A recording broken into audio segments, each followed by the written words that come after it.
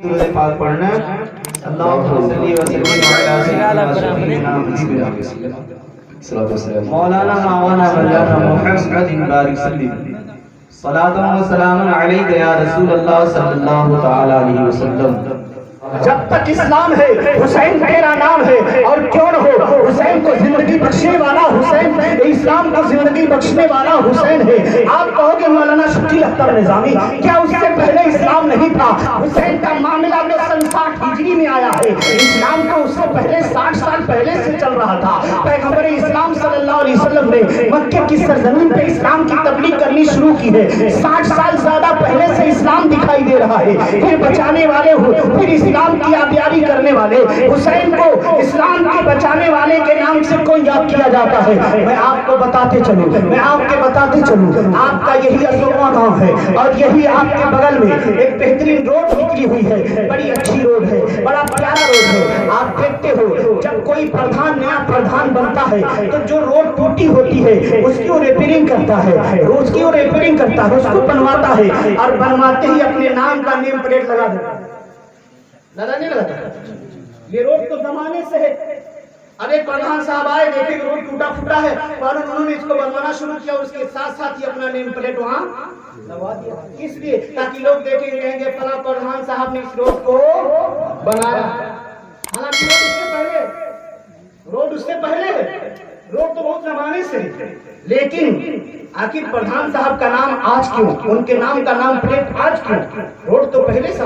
تو آپ ہی کہو کہ مولانا شکیل اختر نظامی روڈ پہلے سے تھا، بڑا ٹوٹا تھا، بڑا بیکار تھا، اس کی طرف کسی کی نگاہ نہیں جا رہی تھی۔ ارے اس پردھان صاحب کے دماغ میں آیا کہ انہوں نے روڈ کی مرمت کر کے روڈ کو زندگی بخشی، روڈ کو زندگی بخشی ہے۔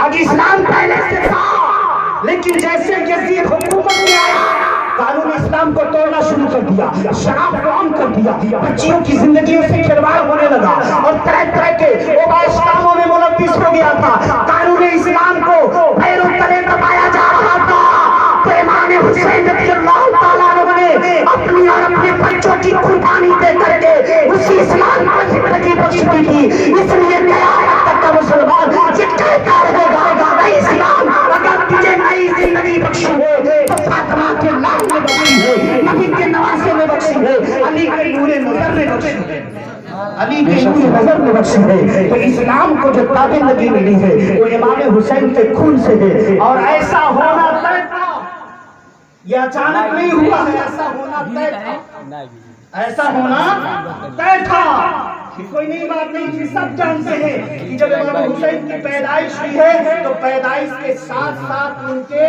شہادت کی بھی خبر عام ہو گئی، ان کی شہادت کی بھی خبر۔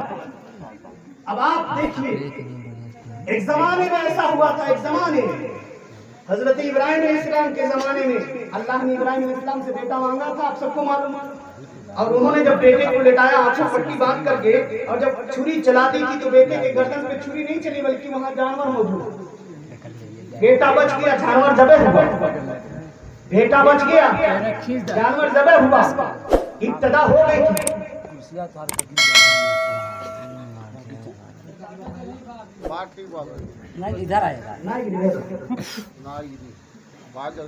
ابتدا مینا کی سرزمین پہ ہو چکی تھی، جس قربانی کی اسی قربانی کا اختتام امام حسین کے ذریعے ہوگا، اسی قربانی کا اختتام امام حسین کے ذریعے ہوگا۔ اور کہاں شروع ہوئی تھی قربانی مینا میں، اور اسی کی انتہا، اسی کا اختتام کربلا کی سرزمین سے امام حسین رضی اللہ تعالیٰ عنہ اپنے آل و اولاد، اپنے بچوں کے ساتھ دے رہے ہیں۔ اور اسی قربانی، اللہ اکبر، تاریخ میں نہ ایسی قربانی کبھی ملی اور نہ قیامت تک کبھی مل سکتی، کبھی بھی ایسی قربانی نہیں مل سکتی، کبھی بھی، جس طرح قربانی کربلا کی سرزمین پہ امام حسین نے اپنے بچوں کے ساتھ رہ کر کے دی۔ اللہ اکبر۔ اب آپ آگے بڑھتے چلیے، الحمدللہ، درود پاک پڑھ لیجیے۔ اللہم صلی علی سیدنا شفیعنا حبیبنا مولانا محمد بارک سلیم صلاۃ و سلام علیک یا رسول اللہ صلی اللہ تعالی علیہ وسلم۔ اور یہ قربانی آج سے جو امام حسین شہید ہو رہے ہیں کوئی نئی بات نہیں تھی، یہی بات میں چھوڑا تھا، اسی پہ رکا تھا اور آگے بڑھ گیا۔ یہ تو بچپنے سے مشہور ہے. آقا امام حسین پیدا ہو رہے ہیں، ساتھ ساتھ میں شہادت کی بھی خبر مل رہی ہے. یہاں تک کہ جبریل امی نے کربلا کی مٹی بھی لا کر آقا نے دے دیا. آقا کو جبریل نے لا کر دے دیا تھا. آقا نے اس مٹی کو حضرت ام سلمہ کے حوالے کر دیا تھا. ام سلمہ نے اس مٹی کو ایک شیشی میں بند کر کے رکھ دیا تھا. آقا نے فرمایا تھا جس وقت یہ مٹی سرخ ہو جائے سمجھ لو میرے بچے حسین کی شہادت. پہلے ہی سے مشہور کی. لیکن اب سوال یہ پیدا ہوتا ہے حسین بیٹے کس کے ہیں؟ مولائے کائنات کے. ماں کون ہے؟ فاطمہ. کون مولائے کائنات؟ اللہ اکبر. ایک بار ایک چور لایا گیا امام حضرت علی کی بارگاہ میں. اس نے چوری کی تھی. حضرت علی رضی اللہ تعالیٰ عنہ نے کہا کہ اس کا ایک ہاتھ کاٹ دیا جائے. ایسی چوری کی ہے کہ ایک ہاتھ اس کا کاٹا جائے. حضرت علی نے خود اس کا ایک ہاتھ کاٹ دیا. وہ ایک ہاتھ پکڑا ایک ہاتھ نہیں. ایک ہاتھ جو کٹ گیا تھا اس کو ایک ہاتھ میں لیا اور جانے لگا. جب ادھر سے جب جانے لگا تو ادھر سے ایک صحابی بڑے مشہور صحابی جن کا نام ہے حضرت سلمان فارسی وہ آ رہے تھے. کہا کیا بات ہے کیسے ہاتھ کرے؟ کہا مجھے داماد رسول مشکل کشا شیر خدا حیدر کرات ایک طرف سے لگا ان کی تعریف کرنے. انہوں نے فیصلہ کر کے میرا ہاتھ کاٹ دیا. سلمان فارسی نے کہا جی تمہیں تو غصہ آنا چاہیے حضرت علی پہ اور تم ان کی تعریف پہ تعریف کرتے چلے جا رہے حالانکہ انہوں نے تمہارا ہاتھ کاٹ دیا. کہا سنو حضرت علی کو میں اس لیے تعریف کر رہا ہوں کہ انہوں نے اپنے لیے نہیں بلکہ اسلام کے لیے صحیح فیصلہ کیا. اللہ اور اس کے رسول کے لیے انہوں نے صحیح فیصلہ کیا ہے اس لیے انہوں نے میرا ہاتھ کاٹ دیا. میں نے چوری کی تھی انہوں نے میری چوری کی سزا دے دی ہے اسلامی قانون کے اعتبار سے. چلا گیا.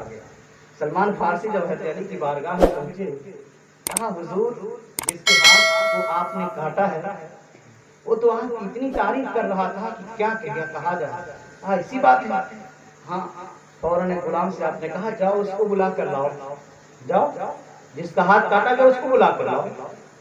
فوراً ایک آدمی گیا کہا چلیے آپ کو حضرت علی نے بلایا. پھر بیچارہ آیا کہا جی حضور حاضر ہوں. کہا میرے قریب آؤ. وہ کٹا ہوا ہاتھ لیتے ہیں اور لینے کے بعد جو کٹا ہوا ہاتھ تھا جہاں سے کٹا تھا اسی میں اسی طرح لگا کر کے اوپر سے چادر اڑا دیتے ہیں اور چادر ہٹاتے ہیں تو ہاتھ جڑ چکا ہے. سبحان اللہ. جڑ چکا ہے. پھر وہی حضرت علی رضی اللہ تعالیٰ عنہ ایک بار طواف کعبہ کر رہے تھے اور طواف کعبہ کرتے کرتے کیا دیکھتے ہیں کہ ایسا انسان ہے نوجوان ہے بڑا خوبصورت ہے لیکن دیوار کعبہ سے اپنے سر کو پیٹ رہا ہے اور رو رہا چلا رہا. اس کا سر زخمی ہو چکا خون بہ رہا ہے. حضرت علی رضی اللہ تعالیٰ عنہ اس کے قریب گئے. کہا نوجوان اپنے آپ کو اس طرح کیوں تکلیف دے رہا ہے؟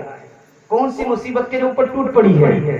کہا حضور نہ کہیں مجھے دیکھ رہے ہیں کتنا خوبصورت میرا بدن دیکھیے. کہاں پھر وجہ کیا تو اس طرح اپنے سر کو دیوار کعبہ سے پیٹ رہا؟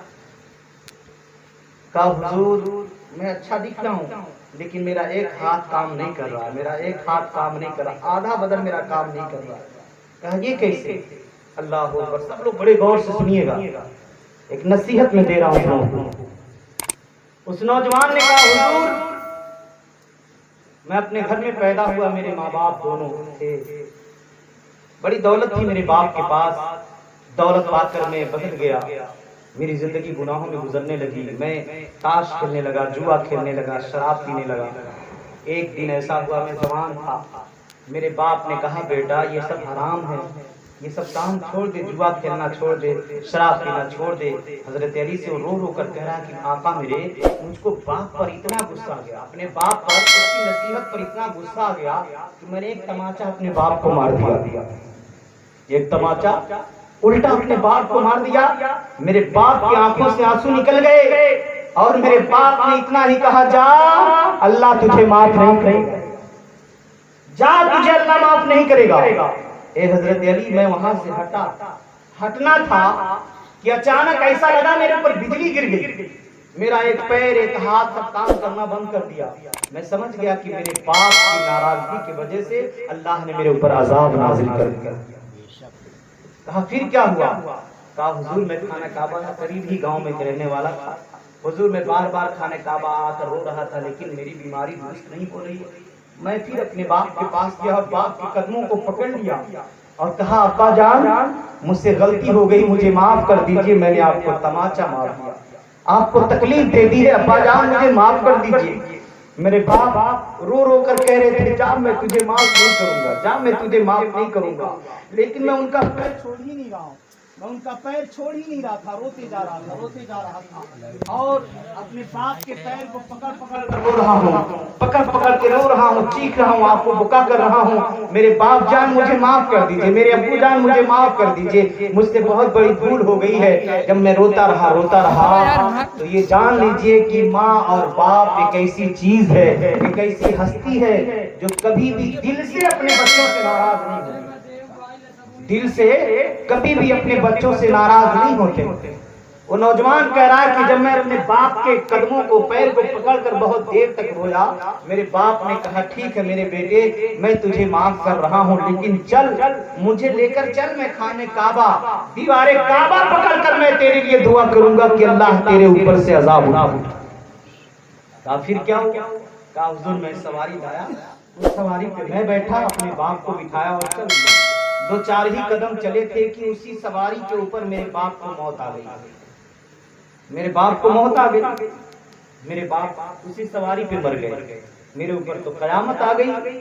جب میرے باپ کا انتقال ہو گیا، میں واپس گھر گیا، تجہیز و تکفین کا پورا انتظام کیا، جنازے کی نماز وغیرہ سب ہوئی۔ اب اسی دن سے میں خانے کعبہ آ کر رو رہا ہوں، لیکن میرا یہ ہاتھ درست نہیں ہو رہا، پیر درست نہیں ہو رہا۔ حضرت علی کہتے ہیں نوجوان سچ سچ بتا کیا تیرے باپ تجھ سے راضی ہو گئے تھے؟ کہاں اللہ کی قسم میں خانے کعبہ میں ہوں، میرے باپ مجھ سے راضی ہو گئے تھے، وہ آ رہے تھے خانے کعبہ میرے لیے دعا کرنے، لیکن راستے میں ان کا انتقال ہو گیا۔ کہا رک جا، رک جا، یہیں رک جا۔ وہ نوجوان وہاں رک گیا۔ اب حضرت علی فوراً 2 رکعت نفل کی نیت کرتے ہیں، 2 رکعت نماز پڑھتے ہیں، سر سجدے میں ہے، دعا کر رہے مولا اگر حقیقت میں اس کا باپ اس سے راضی ہو گیا تھا تو مولا تو بھی اس سے راضی ہو جا، تو بھی اس سے راضی ہو جا، اس کے اوپر سے اپنے عذاب کو اٹھا لے، دعا بھی کر ہی رہے ہیں۔ وہ نوجوان پہنچ گیا حضرت علی کے پاس، کہا میرے آقا آپ کی دعا قبول ہو گئی، میرے پیر اور ہاتھ دونوں درست ہو چکے، دونوں درست ہو چکے۔ اب مجھے ایک نصیحت اور ایک بات بتا دی، آپ نے یہ بھی سنا ہے کہ حضرت فاطمہ کیسی تھی، دعا کر دیتی تھی تو آپ کے شہزادوں کے لیے جوڑا دنیا سے نہیں بلکہ جنت سے آ جاتا تھا، آپ جانتے ہیں۔ اور نانا کیسا ہے، اشارہ کر دے تو ڈوبا ہوا سورج واپس آ جائے، انگلی اٹھ جائے تو چاند اپنا سینہ چیر دے، اشارہ ہو جائے تو پیڑ اپنی جڑوں سے اکھڑتے ہوا مصطفیٰ کی بارگاہ میں حاضر ہو جائے، مٹھی میں کنکر اٹھا لے تو کنکریاں کلمہ پڑھنے لگے۔ یہ پاور نانا کو، یہ پاور باپ کو، یہ پاور ماں کو، لیکن کربلا میں اتنے بے دردی کے ساتھ قتل کر دیے گئے۔ کیا اس وقت نانا نے بچنے کی دعا نہیں کی؟ کیا اس وقت باپ نے بچنے کی دعا نہیں کی؟ کیا اس وقت ماں نے اپنے بچے کے لیے دعا نہیں کی؟ جب نانا اتنے فل پاور ہیں، باپ اتنا پاور، ماں اتنے پاور والی ہیں، تو کیا کسی نے اپنے بچے کو بچانے کی رب کی بارگاہ میں دعا نہیں کی؟ کیا نانا نے یہ نہیں کہا میرے مولا میرے حسین کو بچا لے؟ کیا ابا نے یہ نہیں کہا مولا میرے حسین کو بچا لے؟ کیا ماں فاطمہ نے یہ نہیں دعا مانگی مولا میرے بچے کی بچا لے، میرے بچوں کو، میری اولاد کو بچا لے؟ نہ نانا نے، نہ باپ نے، نہ ماں نے، کسی نے دعا نہیں کی۔ آؤ میں آپ کو بتاؤں، دعا نانا نے بھی کی تھی، دعا باپ نے بھی کی تھی، دعا ماں نے بھی کی تھی، دعا صحابہ نے بھی کی تھی، لیکن دعا کس چیز کی ہوئی تھی؟ ایک نقطہ، ایک بات بتا کر میں آپ کو بتاؤں کہ دعا کس چیز کی ہوئی تھی۔ مولانا خالد صاحب پڑھ رہے ہیں، مولانا نورین صاحب پڑھ رہے ہیں، اور ہماری عزیز طلبہ پڑھ رہے ہیں، سال بھر تک مولانا لوگ، استاذ لوگ پڑھاتے ہیں، بار بار طلبہ جاتے ہیں، حضرت اس کو بتا دیجئے، حضرت نے بتا دیا، بار بار گئے، حضرت یہ سمجھ میں نہیں آئے بتا دیجئے، حضرت اس کو کیسے لکھا جائے گا بتا دیجئے، حضرت یہ کس طرح پڑھا جائے گا بتا دیجئے۔ چھٹیوں میں گھر گئے، اگر ماں باپ پڑھے لکھے ہیں تو کوئی معاملہ آتا ہے تو اپنے باپ سے پوچھ لیں گے ابا جان تھوڑا یہ سمجھا دیجئے، امی جان تھوڑا یہ سمجھا دیجئے، لیکن ایک وقت ایسا آتا ہے نہ ماں بتائے گی، نہ باپ بتائے گا، نہ استاذ بتائے گا، نہ کوئی ساتھی بتائے گا، کوئی ہیلپ نہیں کرے گا، کوئی مدد نہیں کرے گا۔ ہاں وہاں پہ دعا کی جائے گی، وہاں پہ دعا کی جائے گی۔ وہ مقام کون سا ہے؟ وہی طلبہ جو سال بھر تک اپنے استاذ کے پاس پڑھتے رہے، استاذ سے جو بات پوچھتے رہے استاذ بتاتا رہا، باپ بتاتا رہا، ماں بتاتی رہی، دوست بتاتے رہے، احباب بتاتے رہے، سب بتاتے رہے، لیکن ایک وقت ایسا آتا ہے کہ اس وقت بتانا جرم ہوگا، اس وقت بتانا قانون कानूनन जुर्म होगा, कानूनन मुजरिम हो जाएंगे। आप कहोगे मौलाना शकील अख्तर वो जगह कौन सी है? वही बच्चा जो 11 महीने तक पढ़ता रहा, एक वक्त आता है 11 महीना बच्चा ने क्या पढ़ा है, अब उसका इम्तिहान लिया जाएगा, अब उसका इम्तिहान लिया जाएगा। तो जब बच्चा इम्तिहान गाह में बैठता है, अब वो अपने उस्ताद से नहीं पूछ सकता, वो अपने बाप से नहीं पूछ सकता, वो अपने माँ से नहीं पूछ सकता, वो अपने दोस्त से नहीं पूछ सकता, वो किसी से मदद नहीं ले सकता है। हाँ, उस्ताद दुआ करेंगे कि मौला मेरे शागिर्द को तू कामयाब बना दे, बाप दुआ करेगा मौला मेरे बेटे को इम्तिहान में कामयाब बना दे, माँ दुआ करेगी मौला मेरे बच्चे को इम्तिहान में कामयाब बना दे, दोस्त दुआ करेगा मौला मेरे बच्चे को कामयाब बना दे। कोई चीटिंग नहीं करेगा, कोई चीट नहीं भेजेगा, सब दुआएं करेंगे। तो करबला की सरजमीन पे हुसैन अपनी जान बचाने नहीं गए थे, बल्कि करबला में हुसैन का इम्तिहान हो रहा था। और इम्तिहान क्या था? देखो हुसैन गर्दन कटाते हैं कि नहीं कटाते हैं, बच्चा देते हैं कि नहीं देते हैं, नवासा कटाते हैं कि नहीं कटाते हैं, अपने बेटों को कुर्बान करते हैं कि नहीं करते हैं। बच्ची करबला में हुसैन इम्तिहान देने गया था, कामयाबी क्या थी? हुसैन गर्दन कट गई तो तुम कामयाब हो, बच्चा कट गया तुम कामयाब हो, नवासा कट गया तुम कामयाब हो, खेमा जल गया तुम कामयाब हो, सारा कुम्मा मिट गया तुम कामयाब हो। तो करबला में जब हुसैन पहुंचा है तो नाना भी दुआ कर रहा है, अब्बा भी दुआ कर रहा है, माँ भी दुआ कर रही है, साहबा भी दुआ कर रहे हैं, हसन भी दुआ कर रहे हैं, अली भी दुआ कर रहे हैं। लेकिन दुआ क्या हो रही है? अल्लाह के नबी दुआ मांगते हैं, अल्लाहुम्मा आतिल हुसैन सबरा, माँ दुआ कर रही है, अल्लाहुम्मा आतिल हुसैन सबरा, बाप दुआ कर रहा है, अल्लाहुम्मा आतिल हुसैन सबरा, सहाबा दुआ कर रहे हैं, अल्लाहुम्मा आतिल हुसैन सबरा, नबी दुआ कर रहे हैं मौला हुसैन को सब्र दे,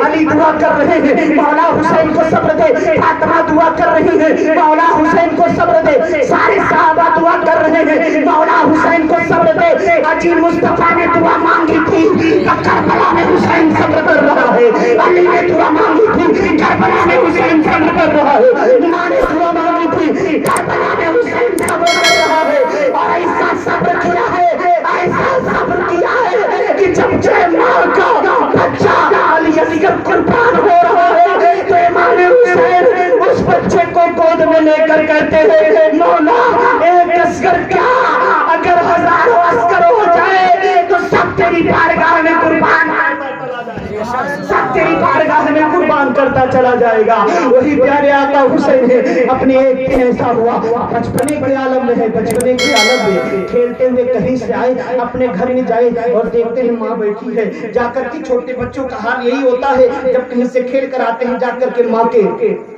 दामन में छुप जाते हैं, गोद में बैठ जाते हैं। इमाम हुसैन भी गए और माँ की गोद में बैठ गए और गोद में बैठकर माँ के नजरों की तरफ, चेहरे की तरफ टक टक देख रहे हैं। माँ फातिमा ने पूछा बेटा क्या बात है, बड़े गौर से देख रहे हो? कहा अम्मी जान मैं सोच रहा हूँ। कहा बेटा क्या सोच रहे हो? कहा अम्मी जान मैं जब जब देखता हूँ आप कुरान पढ़ती रहती हो, जब जब देखता हूँ कुरान पढ़ती रहती हो। मेरी माँ और बहनों आप भी गौर से सुनो और इमाम हुसैन करबला के मैदान से क्या पैगाम देते हैं, उनकी जिंदगी क्या पैगाम देती है, गौर से देखिए। अल्लाह अकबर। इमाम हुसैन कहते हैं माँ जब भी देखता हूँ आप कुरान पढ़ती रहती हो, जब भी देखता हूँ कुरान पढ़ती रहती हो। कहा बेटा फिर कहना क्या चाहते हो? कहा माँ मैं जब भी देखता हूँ आप झाड़ू लगाती हो तो जबान से कुरान पढ़ती रहती हो, खाना बनाती हो कुरान पढ़ती रहती हो, बिस्तर साफ करती हो कुरान पढ़ती रहती हो, बच्चों को सलाती हो, भैया को सलाती हो, कुरान पढ़ती रहती हो, आटा गोदती हो कुरान पढ़ती रहती हो, सब्जी काटती हो कुरान पढ़ती रहती है। अम्मी मैं जब देखता हूँ आप कुरान पढ़ती रहती हो। कहा बेटा फिर हैरत की बात क्या है? इमाम हुसैन मुस्कुरा कर कहते हैं अम्मा कुरान आप पढ़ती हो, कुरान आपका बेटा भी पढ़ेगा, कुरान आपका बेटा भी पढ़ेगा। माँ फातिमा रज़ियल्लाहु ताला अन्हा कहती है बच्चे बड़ी बात, इसमें बड़ी बात क्या है? इसमें भी बड़ी बात क्या है? सब बच्चे कुरान पढ़ेंगे, तुम भी पढ़ोगे, सब पढ़ेंगे, बात क्या है? कहा नहीं अम्मी कुरान आप पढ़ती हो मैं भी पढ़ूंगा। अब बेटा कहना क्या चाहते हो? कहा अम्मी जान कुरान आप पढ़ती हो, कुरान आपका बेटा हुसैन भी पढ़ेगा, लेकिन आपके पढ़ने में मेरे पढ़ने में फर्क होगा, आपके पढ़ने मेरे पढ़ने में फर्क होगा। कहा बेटा जो आयतें मैं पढ़ती हूँ वही तुम पढ़ोगे, जो सूरतें मैं पढ़ती हूँ तुम पढ़ोगे, जो रुकुआत में पढ़ती हूँ वही रुकू तुम पढ़ोगे, जो मंजिल में पढ़ती हूँ वही तुम पढ़ोगे। बेटा फिर फर्क क्या होगा? कहा नहीं माँ फर्क होगा, कुरान वही होगा, आयतें वही होंगी, रुकुआत वही होंगे, सजदे वही होंगे, मंजिलें वही होंगी, लेकिन अम्मी जान आपके पढ़ने मेरे पढ़ने में बड़ा फर्क होगा। कहा माँ बेटे समझाओ तो सही, आखिर फर्क कैसे होगा? कहा माँ एक बात बताओ। कहा जी बेटा कहिए। आप कुरान पढ़ती हो? जी बेटा पढ़ती हूँ। ये बताइए अम्मी जान आप पढ़ती हो अपने घर में? जी अपने घर में। मुसल्ले पे? हाँ मुसल्ले पे। अपने घर में चल फिर कर? हाँ अपने घर में चल फिर कर। अपने बच्चों के पास रहकर? हाँ अपने बच्चों को गोद में लेकर। अपने शौहर के पास रहकर? अम्मी जान पानी भी पीती हो? हाँ पानी पीती हूँ। खाना खाती हो? जी अम्मी जी बेटा खाना खाती हूँ। अम्मी जान सोती भी हो? जी बेटा सोती भी हूँ। खाना भी खाती हूँ पानी भी पीती हूँ। कहा इमाम हुसैन ने अम्मी आप खाना खाती हो कुरान पढ़ती हो, आप पानी पीती हो कुरान पढ़ती हो, अपने बच्चों में रहकर कुरान पढ़ती हो, अपने शौहर के पास रहकर कुरान पढ़ती हो, अपने घर में रहकर कुरान पढ़ती हो, लेकिन अम्मी जान एक जमाना ऐसा आएगा ये आपका बच्चा हुसैन आप तो घर में पढ़ती हो, ये आपका बच्चा हुसैन अपने गांव से दूसरे इलाके में चला जाएगा, ये प्रदेश में चला जाएगा, दूसरे देश में चला जाएगा। ये अम्मी जान आपका बच्चा हुसैन 3 दिन का भूखा होगा, 3 दिन का प्यासा होगा। ये अम्मी जान आपके बच्चे के सामने उसके भाई अब्बास की लाश होगी, उसके भतीजे कासिम की लाश होगी, उसके बेटे अकबर की लाश होगी, उसके बेटे मासूम अस्कर की लाश होगी, उसके नवासे मौलाना मोहम्मद की लाश होगी। ए माँ तेरा बेटा इतनी लाशों को देखने के बाद भी अपनी गर्दन कटाएगा, तेरे बच्चे के सामने तेरे बच्चे का खेमा चल रहा होगा, सकीना को तमाचे मारे जा रहे हैं, चारों तरफ आग लगा दी गई होगी। ए माँ तेरा बेटा अपनी गर्दन कटा करके भी इतनी जाने कुर्बान करके तेरा बेटा नेज़े के नोक पे चढ़ जाएगा और नेज़े के नोक पे चढ़कर कुरान पढ़ता हुआ नजर आएगा, नेज़े के नोक पे चढ़ जाएगा, वहाँ कुरान पढ़ेगा। तारीख बताती भी है कि जब इमाम हुसैन के सर को नेज़े पे उठाया गया था, कूफा की गलियों में घूमा जा रहा था, तो हुसैन आज़म के लब हिल रहे थे, गांव से सुनने वालों ने सुना था मेरे आका हुसैन नेज़े पे चढ़ने के बाद कुरान की तिलावत करते हुए मेरे आका हुसैन। और हकीकत में क्यों न हो, गर्दन कट गई प्यारा हुसैन जिंदा है, प्यारा हुसैन जिंदा है। ऐ मेरी माँ और बहनों आप भी गौर करो, मेरे प्यारे दोस्तों बुजुर्गों नौजवान साथियों, करबला की सरजमीन पे हुसैन गर्दन कटा कर भी कुरान पढ़ रहा है। और आज हुसैन के मानने वाले, आज हुसैन के चाहने वाले, आज हुसैन के मानने वाले सुबह अखबार न पढ़े तो चैन नहीं मिलेगा, लेकिन कुरान नहीं पढ़ सकते। अखबार नहीं पढ़ेंगे तो उनको नाश्ता हजम नहीं होगा, खाना हजम नहीं होगा। लेकिन कितने ऐसे लोग हैं कि बगैर कुरान पढ़े उनको खाना हजम न हो रहा, बगैर तिलावत की उनको चाय हजम न हो रही हो। कितनी माँ और बहनें हैं अपने बच्चों को लेकर के फिल्म दिखा रही हैं, ऑर्केस्ट्रा अपने घरों में बुलवा रहे हैं। ये मुसलमान कहते हैं हुकूमत गलत है, हुकूमत गलत नहीं, हमारे आज की माएँ कहती है लल्लू के अब्बा बगैर ऑर्केस्ट्रा के शादी ब्याह कैसे हो? मैं पूछना चाहता हूँ मेरी माँ और बहनों, अपने घरों पे ऑर्केस्ट्रा बुलाकर आप अपनी जिंदगी नहीं बल्कि नस्लों को तबाह कर रही है, नस्लों को तबाह कर रही, पूरी नस्लों को। जिस घर पे बैंड बाजा ऑर्केस्ट्रा बजेगा उस घर के बच्चे आलिम दीन नहीं बल्कि वक्त के नचनिया और गुंडा बनते हुए नजर आएंगे, वक्त के वो डिस्को डांसर बनते हुए नजर आएंगे। इसलिए तौबा कीजिए, अगर हुसैन आजम की मोहब्बत है तो अपने घरों पे ऑर्केस्ट्रा नहीं, अगर इतना ही शौक है बेटे की शादी है तो बुला लीजिए अच्छे अच्छे नाथखां को और सिंदा पढ़ाते हुए चले जाइए, नबी की नाम पढ़वाते हुए अपनी बारात को लेकर जाइए। लेकिन ये नहीं हो पाता हमसे, जब तक नाच नहीं होगी शादी का। और कितने बेशरम ऐसे लोग हैं, एक कवायत नाचती है, घर की दुल्हनियां आके फेंक रही है, और बुढ़िया जिसके पेट में आंख नहीं है, मुंह में दांत नहीं, वो भी मचल रही है, ठुमका लगा रही। क्या बात हो बुढ़िया जी?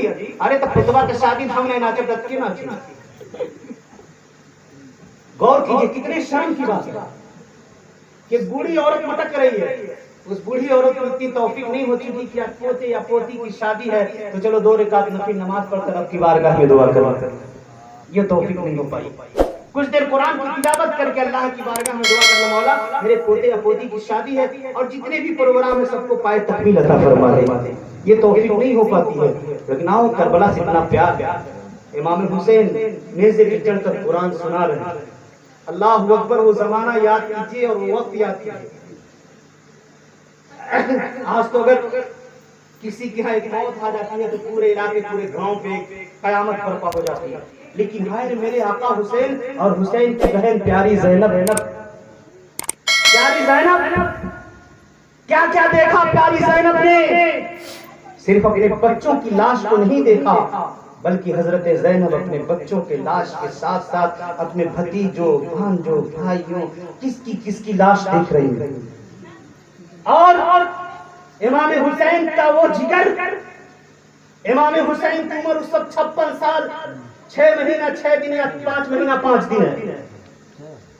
اب بتائیے 56 سال کی عمر ہونے کے بعد 56 سال ایک معنی رکھتا ہے۔ امام حسین کی عمر اس وقت 56 سال۔ اب 56 سال میں تاریخوں میں آتا ہے کہ 56 سال کی عمر ہو گئی تھی، لیکن امام حسین کے نہ سر کے بال سفید ہوئے تھے نہ داڑھی کے بال سفید ہوئے تھے۔ ایک تاریخ میں نے پڑھا سفید بال نہیں ہوئے، لیکن امام حسین کے پیارے بیٹے حضرت علی اکبر کی جب شہادت ہوئی ہے نا، علی اکبر پر جب میدان میں آئے اور سینے میں کھانا لگا، زمین پہ گر گئے، امام حسین دوڑ کر آئے اور نیزہ نکال رہے تو نیزہ نکل ہی نہیں رہا، نیزہ نکال رہے نیزہ نکل ہی نہیں رہا۔ اس سے پہلے کئی موتیں ہو چکی، سب کی لاش کو امام حسین اٹھا کے تھکے نہیں، امام حسین سب کی لاش کو اٹھا رہے ہیں۔ اجی صبر کا سب سے بڑا راستہ ہمیں کربلا سے ملتا ہے، صبر سیکھنا ہے تو کربلا سے سیکھ لیجیے۔ جب بیٹے کے سینے سے نیزہ نکالنے تو نکل نہیں رہا، پوری طاقت لگا کے کھینچ رہے، نیزہ نہیں نکل رہا۔ ایک مورخ کو لکھتے ہیں کہ امام علی مقام رضی اللہ تعالیٰ عنہ نے اپنے بیٹے کے ہاتھ پہ اپنے پیر کو رکھا اور زور سے جب نیزہ نکالا ہے نا، صرف نیزہ ہی نہیں بلکہ حضرت علی اکبر کا دل بھی نکل آیا، دل نکل آیا۔ بتاؤ باپ کے سامنے اگر بیٹے کا دل نکل آئے، باپ برداشت کرے گا؟ لیکن وہاں میرے آقا حسین، آپ کے نظروں کے سامنے نہ جانے کتنی قربانیاں ہوئی، بیٹے کا کلیجہ نکل رہا ہے، باپ پہ کتنا زبردست صدمہ ہوا، نیزہ نکل گیا، تنا ہوا، دل بھی ساتھ میں ہے، اب بیٹے کی لاش کو اٹھا رہے ہیں اور اٹھا کر کے مورخین لکھتے ہیں کہ اس میدان سے علی اکبر کی لاش کو اٹھا کر خیمے تک لائے، آپ کے اوپر اتنا بڑا صدمہ پہنچا کہ سر اور داڑھی کے پورے بال سفید ہو گئے، کتنا بڑا صدمہ پہنچا۔ آنن فانن میں اب تک سر کے بال کالے تھے، داڑھی کے بال کالے تھے، لیکن بیٹے کی لاش کو اٹھا کر خیمے تک لائے، اتنے ہی دیر میں سر اور داڑھی سارے بال سفید ہو گئے، وہ صدمہ پہنچا۔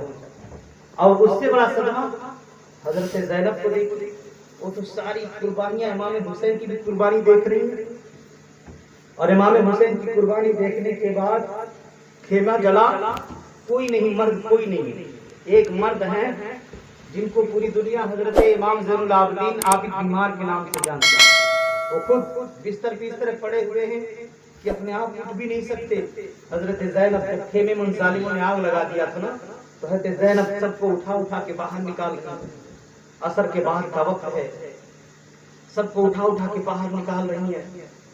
حضرت زینب مایوسی کے عالم میں ہے، سورج ڈوبنے والا ہے، غروب ہو گیا، پریشانی کے عالم میں باہر بکھرے پڑے ہوئے ساری لاشیں، نبی کے خاندان کی بہویں، شہر بانو وغیرہ سب عورتیں جو تھی سب بیٹھی ہوئی، حضرت سکینہ الگ جگہ پڑی ہیں، زینب الگ، بالکل مایوسی کے عالم میں۔ تب تک ایک عورت آتی، بوڑھی عورت جس کے ہاتھ میں مٹکا ہے، لے کر آئی، دوڑ کر آئی، بی بی آپ کون ہیں؟ حضرت زینب کے پاس آ کر، بی بی میں سنی ہوں کہ یہاں پہ بڑا ظلم ہوا ہے، میں کچھ دور پہ رہتی ہوں، ابھی مجھے خبر ملی ہے کہ نبی کی اولاد امام حسین اور ان کے رفقا اور ان کی ایک بہن زینب بھی آئی ہوئی ہیں، آپ کون ہیں؟ کہا میں حسین کی بہن زینب ہوں، دائی آپ کون؟ کہا مجھے نہیں پہچان رہی ہیں، میں بھی اہل بیت کے خادمہ ہوں، نبی کے خاندان کی ایک نوکرانی ہوں، فاطمہ کے گھر کی ایک کنیز ہوں۔ اللہ اکبر۔ کہا کیا بات ہے؟ کہا میں نے سنا ہے 3 دن سے آپ لوگوں نے کچھ کھایا نہ پیا، ایک مٹکا پانی لے کر آ لیجیے، اسے پی لیجیے۔ لیکن کہا دائی میں آپ کو پہچانی، آپ ہیں کون؟ کہا آپ، کہا میں تو زینب ہوں۔ کہا آپ زینب ہیں اور مجھے نہیں پہچان رہی؟ کہا نہیں میں آپ کو نہیں پہچان رہی۔ کہا کسی زمانے میں آپ کی گھر کی نوکرانی ہوا کرتی تھی، آپ بڑی چھوٹی تھی۔ کہا آپ کون ہو؟ کہا میرا نام فضہ ہے۔ آپ کے گھر کی نوکرانی فاطمہ الزہرا کے گھر کی نوکرانی حضرت فضہ کسی زمانے میں رہا کرتی تھی۔ وہ پانی لا کر دی، جیسے حضرت زینب نے وہ پانی لیا اور دیکھی کہ سکینہ بے ہوش پڑی ہیں، ان کے منہ پہ کچھ چھینٹا دی، ہوش میں آتی۔ کہا بیٹی سے لو پی لو، پیاس بہت زور سے لگی ہے۔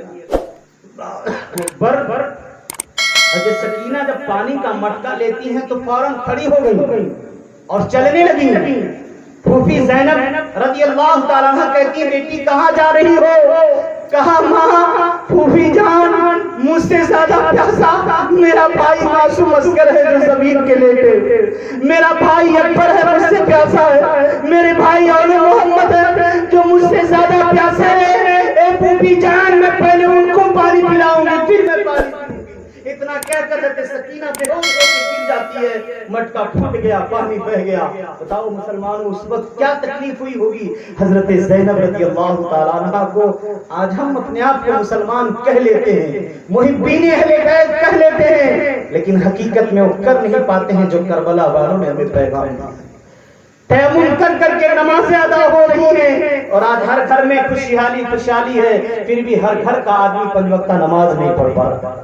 آپ اندازہ لگائیے، رب رات کی تاریکی کھا گئی، مغرب کے بعد کا وقت ہوا، ان ظالموں نے اہل بیت پہ کیا ظلم کیا ہے۔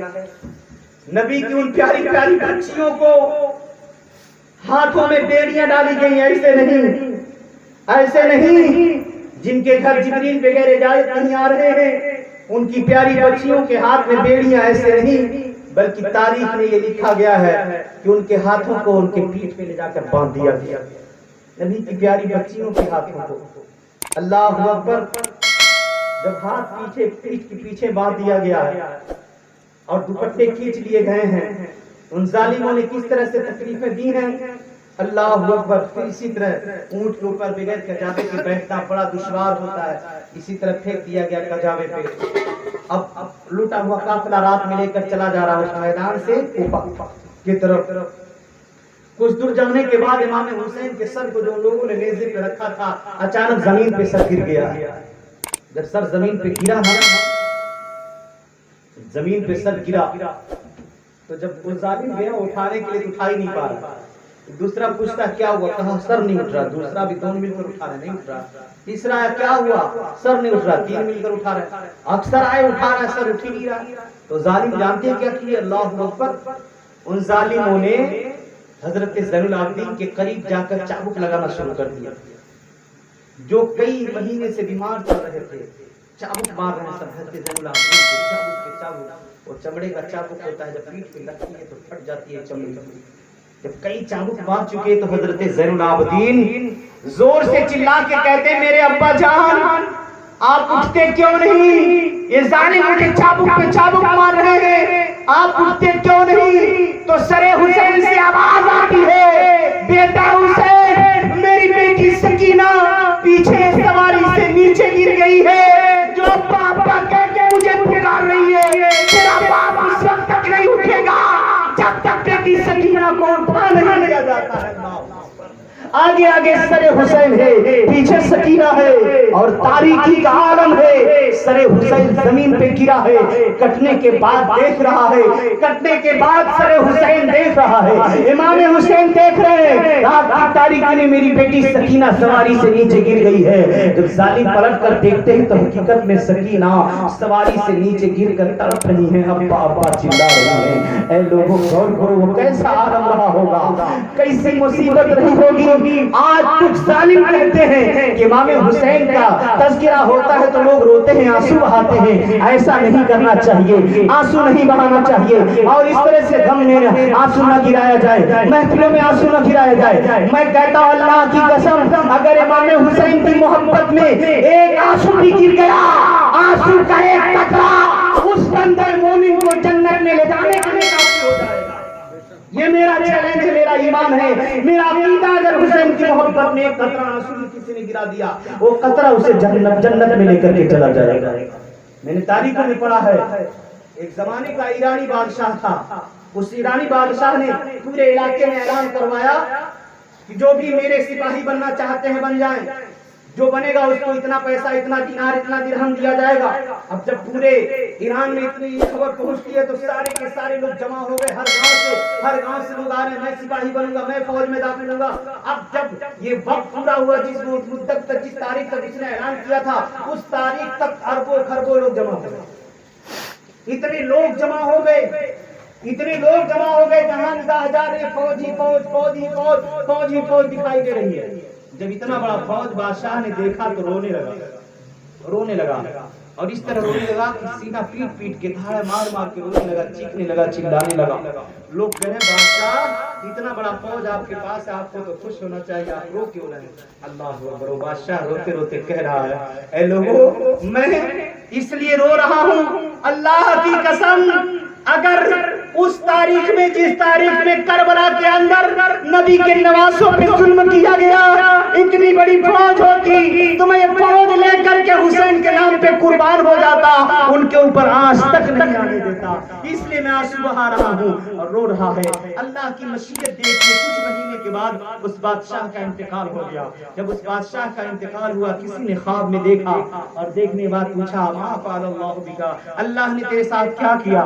اس بندے مومن نے جواب دیا، اس بادشاہ نے جواب دیا، اے میرے دوست، میں کیا بتاؤں، میرے اعمال اچھے نہیں تھے کہ مجھے بخشش کا پروانہ مل جائے، مجھے جنت کا پروانہ مل جائے، لیکن جیسے فرشتے میرے قبر میں آئے تو غیب سے آواز آئی ہے، فرشتوں، یہ بندہ میرے حسین کی محبت میں رویا کرتا تھا، اسے جنت کا پروانہ مل چکا، اسے جنت کا پروانہ مل چکا ہے۔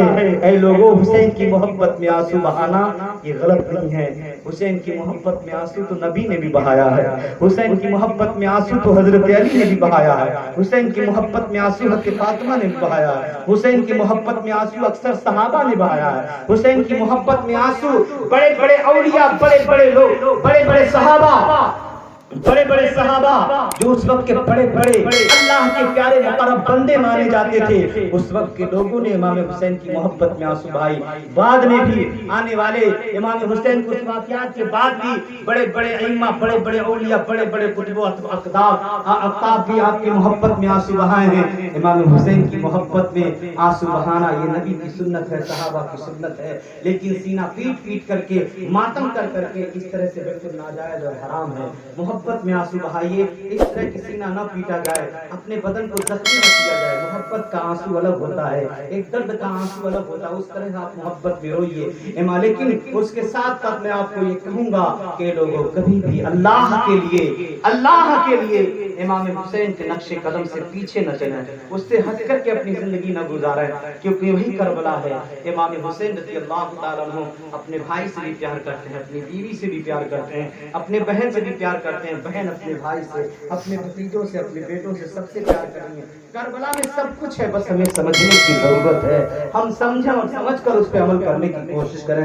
آج ہوتا کیا ہے، اگر ہمارے اوپر کوئی دھبا لگ گیا تو ہم سمجھتے ہیں کہ یہ ہمیشہ کے لیے گنہگار، خطا کار ہو گیا، اب یہ کسی لائق نہیں رہ گیا۔ ایسا نہیں ہے، ہمارے اوپر کوئی دھبا لگ گیا یا ہم نے کوئی خطا کر دی، کوئی گناہ کر دیا تو ہو سکتا ہے ہم توبہ کر لیں، اور اللہ کے محبوب فرماتے ہیں، تائب من الذنب کمن لا ذنب له، گناہوں سے توبہ کرنے والا ایسا ہو جاتا ہے جیسا کچھ نے گناہ کیا ہی نہیں۔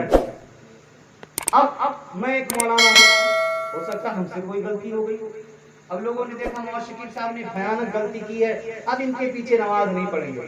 حاجی وہ توبہ کر لے تو نماز کیوں نہیں پڑھ سکتے؟ بہت سی ایسی باتیں ہم دیکھتے ہیں کہ ہمارے بھائی نے کوئی غلطی کر دی تو پورے گاؤں کے لوگ تھو تھو تھو تھو زندگی بھر کرتے ہیں۔ ایسا نہیں ہے، وہ بندہ ہو سکتا ہے توبہ کر لے، اپنے گناہوں سے طائب ہو جائے، ایسا ہو سکتا ہے۔ ایک صحابی کی بات یاد آ گئی، ایک صحابی جن کا نام ہے حضرت ماعز بن مالک اسلمی رضی اللہ تعالی۔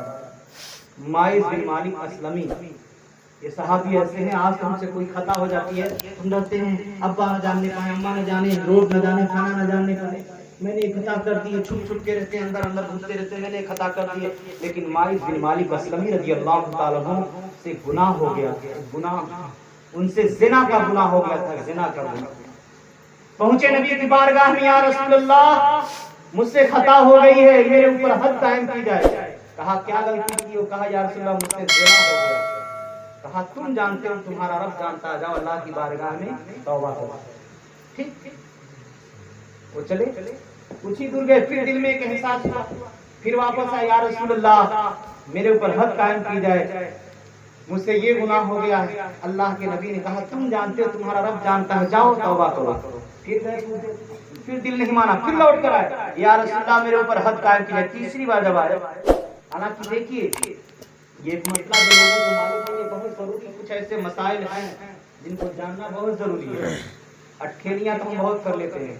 کسی کے اوپر زنا کا الزام لگانے کے لیے ایک دو گواہ کی ضرورت نہیں ہے، 4 گواہ کی ضرورت ہے۔ کتنے؟ 4 گواہ۔ کسی کا ارے فلاں تو ایسا کر دیا، بہت بڑا گناہگار، نہ، اللہ کے لیے کسی کو ایسا مت کرو۔ زنا کا الزام بہت بڑا الزام ہے، اور کس طرح سے زنا میں اگر کسی نے الزام لگا دیا تو زنا کا الزام اسی وقت صحیح مانا جائے گا جب 4 گواہ ایسے ہوں۔ جس طرح سے سوئی میں دھاگا ڈالا جاتا ہے، سوئی میں دھاگا ڈالا جاتا ہے، اس طرح سے 4 گواہوں نے کسی کو دیکھا ہو تب اس کو صحیح مانا جائے گا، ورنہ الٹا اسی کے اوپر حد قائم کی جائے گی جس نے زنا کی تہمت لگائی۔ یہ قانون اسلام ہے، اسی کو اوپر حد قائم کی، اسی کو 80 کوڑے مارے جائیں گے جس نے الزام لگایا۔ اگر ایسے 4 گواہ نہیں ملے، آج تو کہہ دینا بڑا آسان ہے، لیکن غور کیجیے حقیقت میں کیا ہے۔ اگر ایسا ہو جائے تو ہر کوئی ایک دوسرے پہ کچھ بھی الزام لگاتا چلا جائے گا، کچھ بھی کہتا چلا جائے گا۔ تو ماعز بن مالک اسلمی رضی اللہ تعالیٰ عنہ جب تیسری بار آئے، یا رسول اللہ مجھ سے یہ زنا کا گناہ ہو چکا ہے، میرے اوپر حد قائم کی جائے۔ اب اللہ کے نبی صلی اللہ علیہ وسلم جب صحابی نے 3 بار خود ہی اقرار کر لیا، آقا نے کہا صحابہ ان کے اوپر حد قائم کی جائے، تو پتھر مارا گیا، سنگسار کیا گیا، میدان میں جمع کر کے پتھر مارے جائیں، اتنے مارے جائیں کہ وہ آدمی مر گیا۔ وہ صحابی اسی میں شہید ہو گئے، انتقال کر گئے۔ ایک صحابی تھے، آپس میں صحابہ کچھ کہنے لگے، ماعز بن مالک کی موت بڑی بری ہوئی، بڑی بری ہوئی، وہ اپنے آپ اتنی بری موت لے لیا۔ اللہ اکبر، یہ آواز نبی کے کانوں تک پہنچ گئی، نبی جلال میں آ گئے، ہمارے آقا جلال میں آ گئے اور فرماتے ہیں لقد طابت توبۃ لو اقسمت علی امتی لوسعت۔ میرے آقا فرماتے ہیں لوگوں ماعز کو برا مت کہو، اس نے ایسی توبہ کی ہے اگر میری پوری امت کو اس کو بانٹ دیا جائے تو پوری امت کے لیے کافی ہو جائے، پوری امت کے لیے کافی ہو جائے ایسی توبہ ماعز بن مالک اسلمی کی۔ آپ غور کیجیے، اللہ کی بارگاہ اپنے گناہوں سے توبہ کر روئے گنگنائے۔ اے حسین اعظم اور کربلا والا سے محبت کرنے والوں، امام حسین کی چاہت اگر ہے تو امام حسین نے جو پیغام دیا ہے کربلا کی سرزمین سے، اس پیغام پہ عمل کریں، ہم ان کے نقش قدم پر چلنے کی کوشش کریں۔ صرف خرافات ہی کا نام محرم نہیں ہے، امام حسین کی محبت میں ڈوب کر کے امام حسین کی نقش قدم پہ چلنے کا نام ہے محرم۔ آپ 40واں 10واں سب مناتے ہیں، لیکن امام حسین رضی اللہ تعالیٰ عنہ سے محبت اسی وقت صحیح طریقے سے ہوگی کہ آپ ان کے یاد میں محفلیں کریں، میلاد کریں، فاتحہ کریں، نماز کی پابندی کریں، گھر گھر سے قرآن کی تلاوت کی آواز آئے۔ حسین اعظم نے کربلا کی سرزمین پہ جو گردن کٹائی اسی لیے کہ قیامت تک اسلام زندہ ہو جائے اور قیامت تک نبی کی شریعت زندہ ہو جائے اور قیامت تک مسجدوں سے آواز بلند ہوتی رہے، ہر گھر سے قرآن کی تلاوت کی آواز آتی رہے۔ یہ امام حسین رضی اللہ تعالیٰ عنہ کربلا کی سرزمین پہ دعوت دے کر چلے گئے اور سب کو پاک پڑھا کر کے چلے گئے اور یہ پیغام دے کر کے چلے گئے، نہ مسجد میں نہ بیت اللہ کی دیواروں کے سائے میں نمازیں ادا ہوتی ہے تلواروں کے سائے میں۔ کربلا کی سرزمین پہ آقا حسین اس طرح سے سجدہ کیے، ایسا سجدہ کیے، ایسا سجدہ کیے ہیں کہ رہتی دنیا تک قیامت تک کا ہر مسلمان یہی سوچے گا، یہی کہے گا کہ میرے آقا حسین سجدے میں چلے تو گئے لیکن سجدے سے سر اٹھاتا ہوا کسی نے نہیں دیکھا ہے۔ ایسا سجدہ کیا ہمارے آقا حسین نے. ایک بات اور میں بتا کر پھر اپنی تقریر کو ختم کروں کہ کربلا کی زمین پہ امام حسین رضی اللہ تعالیٰ عنہ اتنی قربانیاں پیش کرتے چلے گئے. آخر میں اپنی گردن کٹائی ہے, وہ بھی کھڑے کھڑے نہیں, رکوع میں نہیں, سجدے کی حالت میں اپنی گردن کٹاتے ہیں. ایک سجدہ کیا تھا امام حسین نے کہ تلوار چلا دی گئی, گردن الگ دھڑ سے الگ ہے. اگر امام حسین چاہتے تو دوسرا سجدہ بھی کر لیتے, لیکن میرے آقا حسین نے ایک ہی سجدے میں اپنے گردن کو کٹا دیا, دوسرا سجدہ نہیں کیا. آخر ایسا کیوں؟ یہ بھی ایک نقطہ کی بات لے لیں, پھر انشاءاللہ سلام پڑھیے گا آرام سے. اب امام حسین رضی اللہ تعالیٰ عنہ کربلا کی سرزمین پہ سر سجدے میں رکھے, ظالموں نے تلوار چلائی ہے, سر دھڑ سے الگ ہو چکا ہے, سر دھڑ سے الگ ہو چکا ہے. امام عالی مقام رضی اللہ تعالیٰ عنہ کا سر دھڑ سے الگ ہے, ایک سجدہ کیا تھا. اب سوال یہ پیدا ہوتا ہے, اگر پیارے آقا حسین چاہتے تو دوسرا سجدہ بھی کر لیتے, لیکن آقا حسین نے دوسرا سجدہ نہیں کیا. بس ایک بات میں آپ کو بتا کے چلوں, ایک حدیث آپ اکثر سنتے ہیں کہ آقا نے فرمایا حسین منی وانا من حسین, کہ حسین مجھ سے اور میں حسین سے ہوں. اس کی الگ الگ تشریح کی جاتی ہے, علماء اپنے اپنے اعتبار سے اس کی تشریح بیان کرتے ہیں جس کو جتنا علم ہوتا ہے. کہ آقا فرماتے حسین مجھ سے, میں حسین سے ہوں. یہ بات تو سب لوگ سمجھ لیے کہ حسین پر کے بارے میں آقا فرماتے حسین مجھ سے ہیں. یہ بات صحیح ہے کہ آقا کی بیٹی فاطمہ, فاطمہ کے بیٹے حسین ہیں, آقا کے حسین ہیں, لیکن آقا فرماتے میں حسین سے ہوں. یہ بات سمجھ میں نہیں آ رہی ہے, یہ بات سمجھ میں نہیں آ رہی ہے. اس کے لیے بھی ایک لمبا وقت چاہیے, لیکن مختصر میں آپ کو سمجھا دوں کہ ہم یہ کہتے ہیں صدیق کو صداقت ملی ہے مصطفیٰ کے صدقے میں, عمر کو عدالت ملی ہے مصطفیٰ کے صدقے میں, عثمان کو سخاوت ملی مصطفیٰ کے صدقے میں, علی کو شجاعت ملی مصطفیٰ کے صدقے میں, بلال کو امامت ملی مصطفیٰ کے صدقے میں, سخی کو سخاوت ملی مصطفیٰ کے صدقے میں, شریف کو شرافت ملی مصطفیٰ کے صدقے میں, حاکم کو حکومت ملی مصطفیٰ کے صدقے میں, سلطان کو سلطنت ملی مصطفیٰ کے صدقے میں. دنیا میں جو کچھ بھی ہے سب مصطفیٰ کے صدقے میں ہے, لیکن ہمارے نبی کی شہادت ہوئی نہیں تو شہادت کس کے صدقے؟ جب ہمارے نبی کی گردن نہیں کٹی, ہمارے نبی کی شہادت نہیں ہوئی, تو پھر نبی کے اندر ایک کمی رہ گئی. نبی کو شہادت نہیں ملی, پھر شہادت کس کے صدقے میں؟ جب سب کچھ نبی کے صدقے میں تو شہادت کس کے صدقے میں؟ شہادت کس کے صدقے میں؟ اب آپ غور کیجئے, اسی لیے میرے آقا نے فرمایا حسین مجھ سے ہے اور میں حسین سے ہوں. ایک زمانہ ایسا آئے گا کہ لوگ کہیں گے کہ نبی کو شہادت نہیں ملی تو پھر شہادت کس کے صدقے میں؟ تو اب آئیے, آقا نے یہ بھی فرمایا ہے کہ فاطمہ میرے بدن کا ایک ٹکڑا ہے. آقا نے فرمایا فاطمہ میرے بدن کا ایک ٹکڑا ہے, اور اسی ٹکڑا کا ایک ٹکڑا حسین ہے, اسی ٹکڑے کا خون ہی تو حسین ہے. اب غور کیجئے, فاطمہ حسین, فاطمہ نبی کے بدن کا ٹکڑا اور فاطمہ کے بیٹے حسین ہیں, گویا کہ نبی ہی کے بیٹے حسین ہیں, نبی کے نواسے حسین ہیں. اب دیکھیے نبی نے فرمایا کہ حسین مجھ سے, میں حسین سے ہوں. ایک چیز جو رہ گئی تھی شہادت, تو شہادت کی شروعات نبی سے ہوئی تھی, لیکن اس کی تکمیل کہاں ہو رہی ہے؟ آپ نے یہ بھی سنا ہوگا کہ پیارے آقا صلی اللہ علیہ وسلم کو خیبر میں زہر دیا گیا تھا, خیبر میں زہر دیا گیا تھا, اور مصطفیٰ صلی اللہ علیہ وسلم کو احد کی سرزمین پہ زخمی کیا گیا تھا. نبی کا چہرے مبارک زخمی ہوا, دندان مبارک احد میں شہید ہوئے, خیبر میں زہر دیا گیا. اب یہی سے علماء بیان کرتے ہیں جس کو بھی شہادت ملی ہے, ایک شہادت ملی ہے, لیکن میرے نبی کو دو شہادت ملی ہے. ایک شہادت سری ہے, ایک شہادت جہری ہے. اب وہ دونوں شہادت کس طرح سے ہے؟ سری کہتے ہیں جو چھپ جائے, سری کہتے ہیں جو چھپ جائے, جہری کہتے ہیں جو چھپ جائے. دونوں میں فرق ہے, سری جو چھپے, جہری جو چھپے, جس کا اعلان ہو. تو آقا کو زہر دیا گیا چھپا کر کے, یہی سری ہے, اور احد میں مارا گیا, چہرہ زخمی ہوا, دندان مبارک شہید ہوئے, یہی جہری ہے. تو شہادت سری کی شروعات خیبر میں ہے, شہادت جہری کی شروعات احد میں ہے, لیکن دونوں کی تکمیل ہونی ہے. راوی کہتے ہیں کہ آقا علیہ السلام کے مشابہ دونوں صاحبزادے تھے. امام حسن نبی کے مشابہ تھے سر سے لے کر کمر تک, امام حسین کمر سے لے کر پیر کے ناخن کے انگوٹھے تک, دونوں شہزادے نبی کے مشابہ. جب نبی کو دیکھنا چاہتے تھے صحابہ, دونوں شہزادے کو کھڑے کر دیتے تھے. امام حسین نبی کے سر سے لے کر کمر تک مساوی تھے. امام حسن سر سے لے کر کمر تک اور کمر سے لے کر امام حسین پیر کے ناخن تک مساوی تھے. گویا کہ دونوں صاحبزادے نبی کی تصویر بن جاتے تھے, صحابہ دیکھ لیا کرتے تھے. اب شہادت سری کی شروعات خیبر سے ہے, جہری کی شروعات احد سے ہے. ایک جگہ تلوار ہے, ایک جگہ زہر ہے, ایک جگہ زخم ہے, ایک جگہ چھپا کر کے زہر دیا گیا اور ایک جگہ زخمی کیا گیا ہے.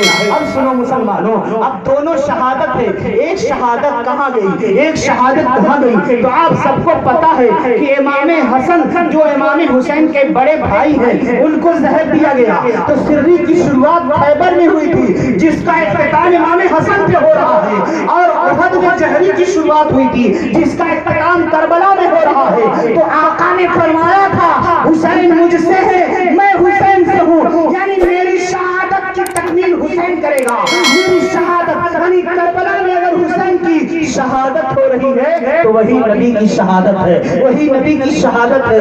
حسین کا کٹنا نبی کا کٹنا, حسین کی قتل نبی کا قتل ہے, حسین کی گردن نبی کی گردن ہے. اب حسین کا کٹنا نبی کا کٹنا ہے. اب حسین کربلا کی سرزمین پہ ایک سجدہ کیا, کس لیے؟ اسلام بچ جائے, اسلام بچانے کے لیے حسین کربلا پہ ایک سجدہ کر رہے ہیں اور ایک سجدے نے اسلام کو بچا لیا. گردن تو کٹی ہے, اسلام بچ گیا ہے. گردن کٹی, اسلام بچا. خون بہا, اسلام بچا. تو خون دے کر گردن کٹا کر ایک سجدے نے اسلام کو بچا لیا. دوسرا سجدہ بھی ہوگا, اجی حسین کا سجدہ نبی کا سجدہ ہے, نبی کا سجدہ حسین کا سجدہ ہے. ایک سجدہ کربلا پہ ہو رہا ہے اسلام بچانے کے لیے, دوسرا سجدہ نانا کرے گا میدان قیامت میں تاکہ اسلام کا ماننے والا مسلمان بچ جائے. اسلام بچانے کے لیے کربلا میں ایک سجدہ ہوا ہے اور اسی اسلام کے ماننے والوں کو بچانے کے لیے نانا قیامت میں سجدہ کرے گا کہ مسلمان بچ جائے. نبی سے حسین ہے اور حسین سے نبی ہے. اور بھی باتیں انشاءاللہ پھر کبھی زندگی رہی بیان کیے جائیں گے. آج کے لیے اتنا ہی کافی ہے. اگر عمل کر لیا جائے تو بہت ہے, اگر نہ عمل کیا جائے تو سب بیکار ہے. اللہ رب العزت ہمیں اور آپ سب کو سمجھ کر عمل کرنے کی صحیح توفیق رفیق عطا فرمائے. وما علینا الا البلاغ. استغفر اللہ لی ولکم ولسائر المؤمنین. السلام علیکم ورحمۃ اللہ وبرکاتہ.